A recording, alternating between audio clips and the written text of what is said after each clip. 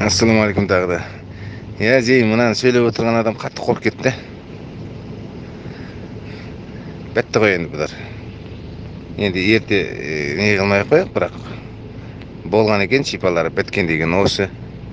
Әкең өскен бір асқанға, мың асқанға бір тосқан дейді.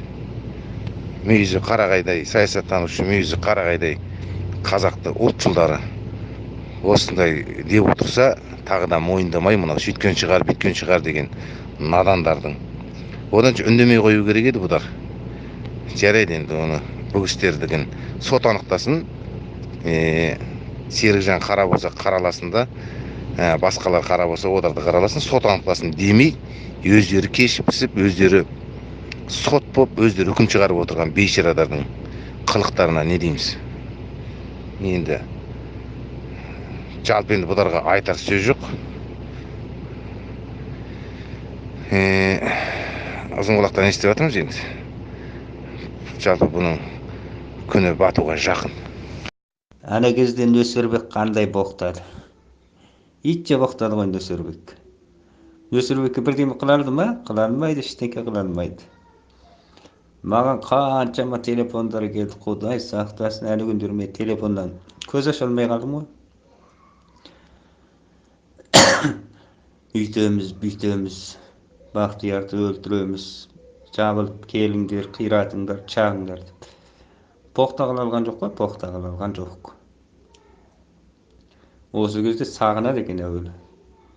Кейде жұмбақ бассаң сағынады екен бұл иттер. Сен түртпектіп неге сөйлемей қалғансың деп. Әлгі біз сөйлемей қалғанға Қытайшылдардың одағы қыдырады деп. Соны айтып жүр ғой, сол одақтары қыдырады бұлардың деп. Ой, заңғар, қалайсың? Мұндай мақаладарды жаза берсін. Бұндай мақаладарды олар жазған сайын бар ғой, анан құдыққа қарай итере береді. Құдыққа қарай. Білесіңдер ғой, біздің жерлік қазақтардың біраз шетарлау екен.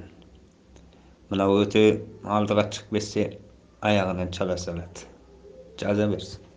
Құдияр Біләл де бар, өздерінің жазған мақаласының көшірмесін астына лақтырып қойыпты. Ана Фейсбукта кешеден бері бір Қуандық Чамақай, Ақмарал Құнанбай деген бір топ жартыбастар қайта ұқтырыпты ғой. Соларды аямай сабасаңдаршы. Астына бір жаз қойдым, осы ертегі өзің сенесің бе деп. Ой, жігіттер, топты тарқатқандарың енді дұрыс бола қойған жоқ. Әлде біраз ойлану керек еді, біраз сараптау керек еді. Менше болғанда Серікжанды жеңуге болады. Серікжанды жеңетін жол екеу. Бірі Серік айтып отырғандай, оның өз кәсібі сол. Енді осыған бір кәсіптес табу керек те, осы Серікжан түрмедегілерді құтқарамыз десе, ендігі іс біз Қытайдағы барлық қазақты құтқарамыз деген осындай ұранменен айналамызға жаңағындай үлкен білікті адамдарды, ағаларды тартсақ, бұнымен бір жеңістік алуға болады. Екінші біреуі Серікжанды сол мақтаған беті күнгөсімнен де асырып, Назарбаевтан да асырып, Мұхаммед пайғамбардан да асырып мақтау керек. Осы арқылы бір жағымсыз образ қалыптастыру керек.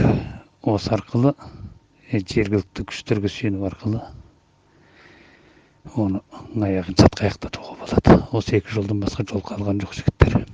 Өй, Бақтияр аға, оларға сөз өтпейді, шетінен көп кеттір. Сәулеш Қоңырбаева бар, Сылбыртау бар. Қуандыққа вообще сөз өтпейді оған.